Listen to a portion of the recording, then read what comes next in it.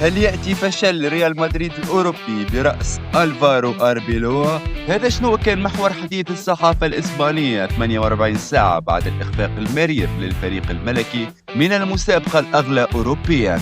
صحيفة آس الإسبانية حكيت على ملف مازال مفتوح، أما هذا ما يعنيش أنه المدرب الشاب صاحب 43 عام عنده حصانة، رغم أنه يحظى بثقة غرفة الملابس اللي يعتبروا أنه الفشل جماعي ومش من جراء المدرب فقط. ملف جدلي في إسبانيا خاصة بعد فياسكو بايرن، وحسب برنامج شيرينغيتو الإسباني وعلى لسان مقدمه صديق فلورنتينو بيريز رئيس ريال مدريد جوزيف بيدريرول، فإنه النية تتجه لتجديد الثقة في أربيلوا وإعطائه فرصة جديدة من رئيس الفريق. المؤكد أنه الحدث هذا مش باش يمر مرور الكرام وباش تطير فيه روس، لكن هل يستحق أربيلوا تحمل مسؤولية ما حدث بمفرده؟